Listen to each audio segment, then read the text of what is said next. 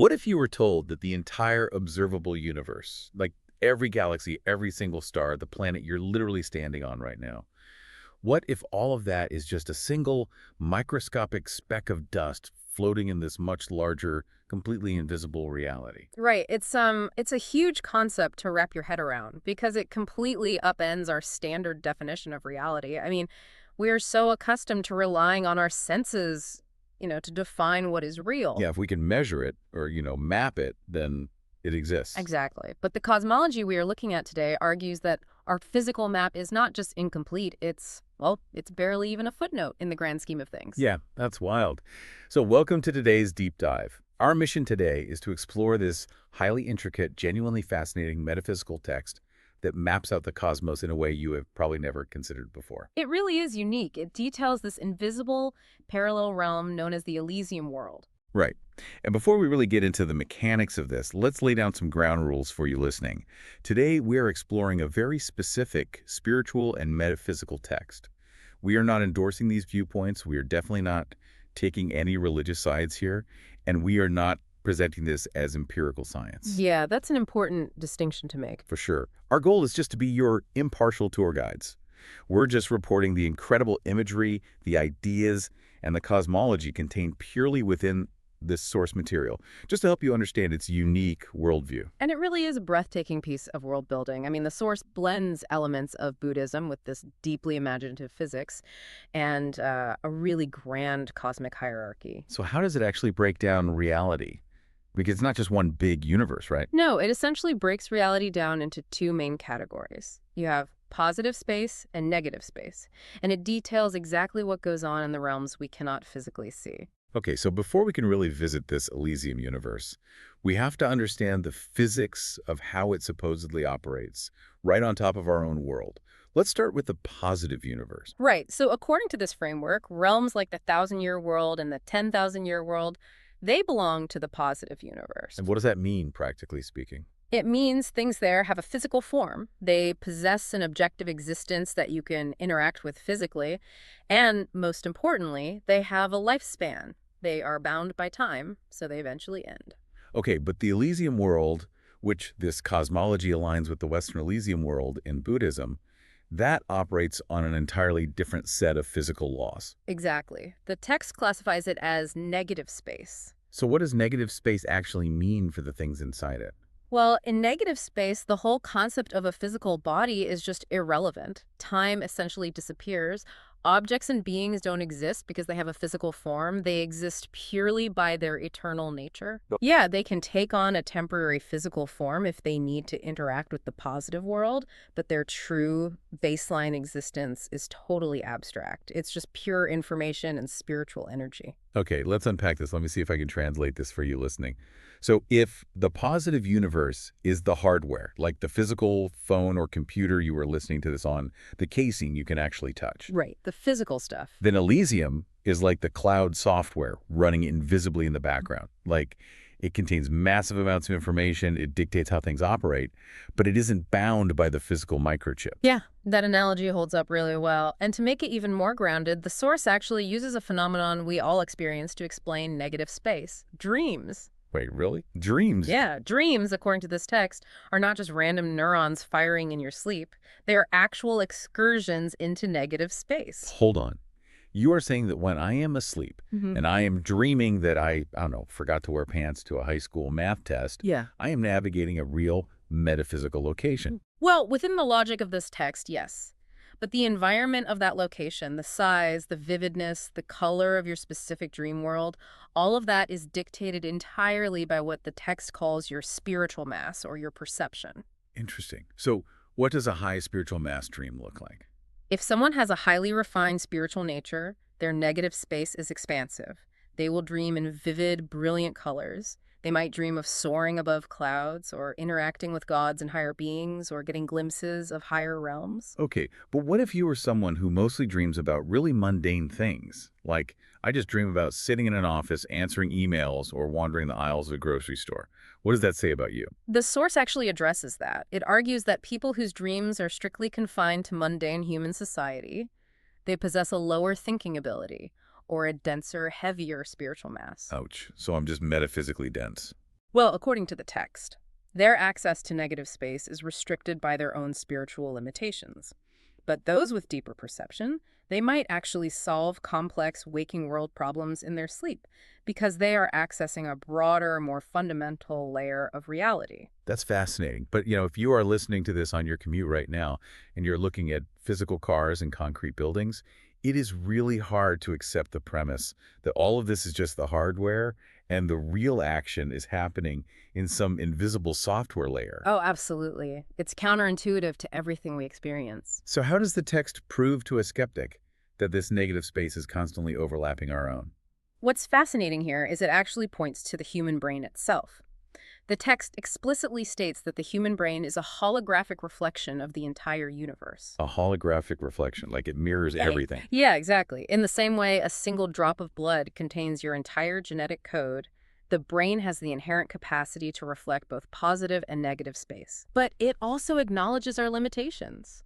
It notes that even with our wildest, most bizarre imaginations, human beings still just cannot grasp the staggering scope of what is actually out there in the universe. Okay, so if this invisible software is running constantly over the city street we're walking down, it begs an obvious question.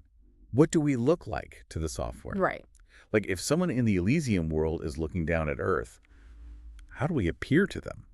Well, from the perspective of Elysium, the Earth looks nothing like a blue and green sphere. And humans certainly do not look like flesh and blood. From that vantage point, we basically appear as varying columns of light. Wait, so you're telling me we're basically walking around broadcasting our spiritual status like a visible Wi-Fi signal? Pretty much. More like a luminous pillar, actually. Okay. And the quality of that pillar is determined entirely by your spiritual nature, your spiritual mass. So what do the different pillars look like? It varies wildly. Some people have almost no form at all. They barely register in negative space.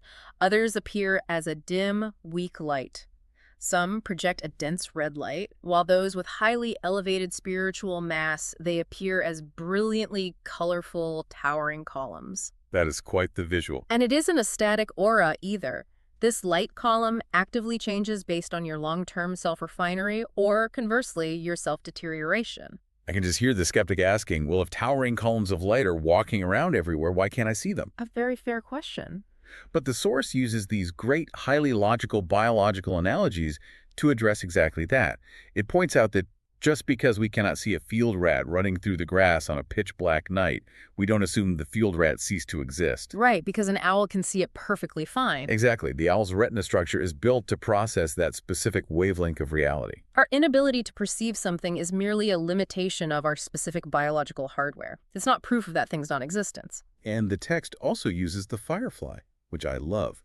If we look at a firefly in the dark, all we see is the blinking light. We don't logically conclude that the firefly is just a floating, disembodied orb with no head or wings. No, we know our vision is just clipping out the rest of the insect in the dark. Right. And the cosmology applies that exact same logic to reality itself. We simply lack the biological tools to see the invisible life teeming everywhere. It says life is inside stones, surviving in a total vacuum, riding on light rays. It even mentions the ghosts living in the buffer zones between the yin and yang worlds. And because of this fundamental difference in how positive and negative spaces operate, the mechanics of travel are entirely distinct too. Oh, how so? Well, if you want to access higher physical realms, like the thousand-year world we mentioned earlier, you are still bound by the laws of physics. You need time. You have to travel through what the source calls space tunnels. Okay, so a physical journey. Yeah. But getting to Elysium is totally different, right? It's a totally different ballgame. It is instantaneous.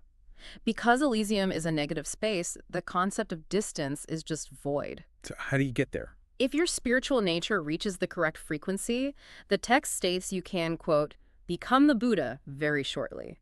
It takes zero time. You simply tune into the reality and you are there. Okay, but if time and distance don't exist in Elysium, then how can it possibly have borders?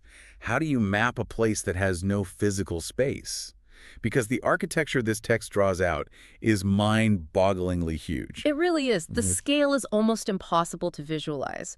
The cosmology states that our entire Earth universe, meaning everything human beings can observe with our most powerful telescopes, Yeah. it's just a single particulate. A particulate, meaning like a single speck of dust. Yes, Yeah. just one speck, and just to cross this single speck using a space tunnel would take 1,860 years, which the text calculates as over 5.8 billion light years. Just to cross the speck. Right.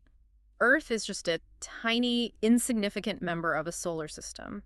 Those systems roll up into Milky Way systems, then those roll up into 3,000 rotary river worlds, and all of them are revolving around a central core called the heaven world. Okay, here's where it gets really interesting. The text takes those 3,000 massive worlds and divides them into 10 continents, or Buddha states. But these continents aren't separated by oceans or void space. No, the division has absolutely nothing to do with physical geography or the number of planets. Right, the borders are based entirely on the features and mass of life. Essentially, the level of Buddhism or the density of your spiritual frequency. And if we connect this to the bigger picture, this hierarchy is the backbone of spiritual mobility in this framework. You are automatically placed on the continent that matches your exact spiritual mass. Can you give an example of how that works? Sure. The text uses Sakyamuni, the historical Buddha. It notes he originally lived on the Lotus continent, which is the lowest tier of the 10. He came from there to the mortal world, completed his mission, and upon his return, his elevated spiritual mass automatically placed him on the God's continent.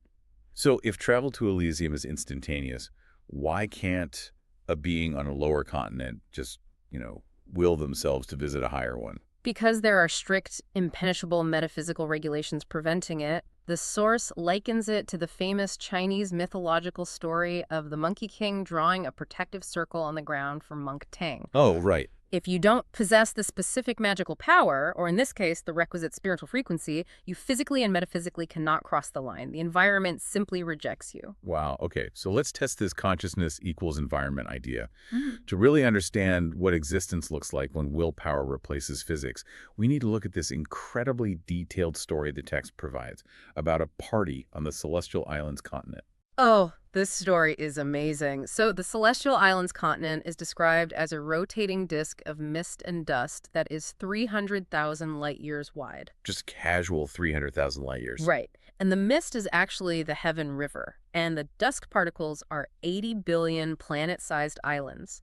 30 billion of these are inhabited by celestial beings, and 50 billion are currently empty. Just waiting for people. Literally waiting for humans to elevate their spiritual mass and claim them. So the story zeroes in on one of these, Snow Peak Island.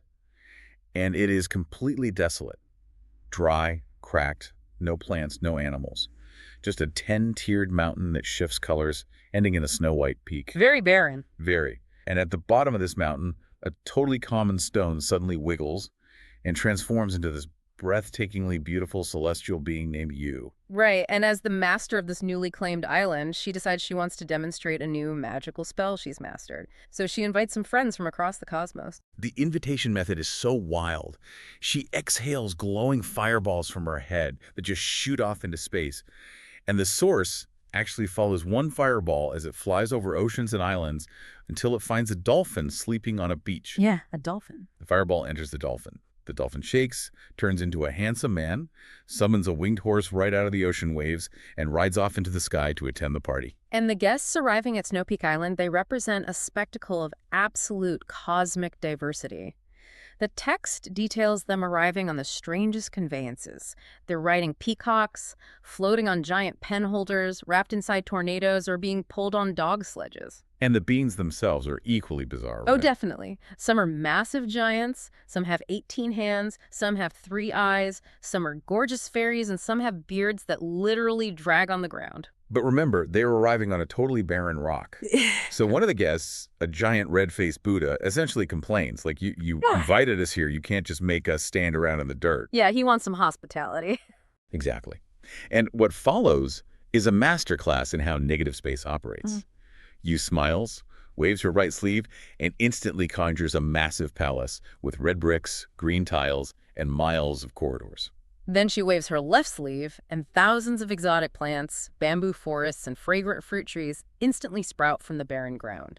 Wait, so when a guest asks for furniture, and she throws pears from a tree that transform into carved tables and chairs as they hit the ground, Yeah. is she building those chairs atom by atom? No, she isn't assembling physical matter at all. She is exercising absolute command over negative space. Her willpower is dictating the nature of the space around her. So she just thinks it, and it is. Exactly. Consciousness and environment are the exact same thing in this realm.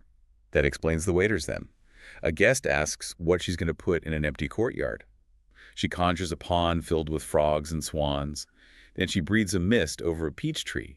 The peaches fall and become fairies carrying trays. And the frogs. The frogs jump out of the pond and transform into handsome waiters in black, pouring glowing, fragrant, magical wine from glazed kettles. She is manipulating existing spiritual forms to serve temporary needs. The wine itself is perhaps the most vivid example of this. Inside the luminous cups, the guests don't just see liquid. They see living miniature sea creatures swimming around, like goldfish, tiny dragons, seahorses. Drinking tiny living dragons at a party feels like a very strange flex. It does. But the text clarifies that these creatures are actually a miraculous spiritual drug. It's a gift from you to her guests to elevate their own spiritual mass.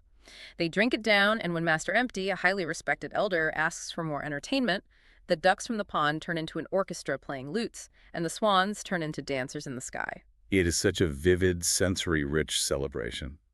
But the most crucial part of this story is the ending. When the party is over and the guests fly away, you simply exhales a white mist. Instantly, the palace, the plants, the waiters, the tables, everything vanishes without a trace. Just gone. The island returns to a desolate, barren wasteland. You turns into a golden ray of light and absorbs herself back into the mountain. It perfectly illustrates the core rule of negative space. Things exist by their eternal nature, and they only take on physical form temporarily, purely based on immediate need. Right, in this case, an entire ecosystem was willed into existence just to host a gathering. And the moment the need passed, the environment dissolved. So that spectacular shape-shifting party represents just one tiny island on one continent. Where do the rest of the realms fit into this ultimate map of reality? Because the text doesn't stop there. It outlines 18 layers of reality in total. Right, the cosmology categorizes the remaining cosmic layers into senior, intermediate, and junior spaces, and the implications of these locations are profoundly fascinating. Where do we start? Well, for instance, in the senior space, there is the Moon Temple continent. Oh, this one stood out to me as incredibly syncretic. The source material claims this is where Allah, the ancestor of the Buddha, and Yahweh all reside and teach together. Yeah, it attempts to unify major terrestrial religions into one cohesive metaphysical tier. And then what about the intermediate space? In the intermediate space, we find the holographic order world. The text describes this as the protective eggshell on the outer edge of the universe. It claims that if your thinking enters a chaotic state here, you achieve absolute freedom and integration with the Tao. Okay, let's pause on that because integration with the Tao and entering a chaotic state are really heavy concepts. They are. For someone not deeply versed in Eastern philosophy, what does non-dualism mean in the context of this holographic order world? Yeah. Are we talking about erasing the line between good and evil? Essentially, yes. The text uses a very extreme philosophical framework here. It suggests that in this state of absolute non-dualism, the separation between the self and the universe completely collapses. So no more individual identity. None. Human moral frameworks are shed entirely. It states that in this state, any action you take, even taking hundreds of lives, is quote-unquote right because you are entirely merged with the universal flow. There is no longer a you making a choice. There is only the universe acting through itself. Wow. Which is a terrifyingly vast, heavy way to describe absolute metaphysical freedom. You are shedding all human context in the face of raw, universal energy. Yeah, it's intense. And speaking of heavy concepts, the text also introduces black hole bodies and places them in a deeply unexpected context. Tell me about the black holes. Well, the cosmology divides black hole bodies by polarity. The cathode black hole body is described as a high-energy prison for gods who have broken heaven's laws. So the gravity is spiritual detention. Exactly. Right. Meanwhile, the anode black hole body is defined as the female womb. Wait, hold on. A black hole is a literal womb. How does this cosmology bridge the gap between a cosmic singularity in deep space and human biology? That sounds like a massive categorical leap. It comes back to the idea we discussed earlier. The brain and the human body as a holographic reflection of the universe. The text gives the physical human womb and the metaphysical outer shell of the entire universe the exact same cosmological weight. That is wild. This raises an important question about how the text categorizes reality. It places human dreams, bacteria, and insects all together in the intermediate world because, in this framework, scale doesn't matter. The mechanism of creation in a womb operates on the exact same metaphysical frequency as a black hole generating matter or energy in space. So what does this all mean? Like, why take this journey? Why spend time mapping out an 18-period universe we can't even see with our own eyes? It's a valid question. Whether you view this text as profound theology or simply as an incredible piece of imaginative metaphysical world-building, it forces you to reconsider the sheer scale of the invisible forces around us. Definitely. It asks you to think about the potential depth of the spaces we completely ignore in our daily lives just because we are so stubbornly focused on our solid, positive reality. It demands that we look past our limited biological hardware and acknowledge the vastness of the unseen mechanisms driving the universe. We've gone from the fundamental differences between hardware and software, positive and negative space, up through the frequency-locked borders of the 10 continents. We watch willpower manipulate reality at a magically transient party on Snow Peak Island. And we scaled the 18 layers of ultimate reality, from the moon temple to the black hole womb. But I want to leave you with one final thought, based strictly on the mechanics of this source material. We established earlier that the dream world is an actual navigable negative space entered by your spiritual nature. Right, but crucially, the text states that your dreams mainly reflect your future through metaphors. Think about the implications of that. If that is true, if dreams aren't just random brain static from a stressful day, but are actual spaces actively shaped by your spiritual mass, predicting and building your path forward, then what kind of world are you actively creating when you close your eyes to sleep tonight? Thank you for joining us on this mind-expanding deep dive. Keep questioning the map you've been handed and keep exploring the unseen layers of your own reality.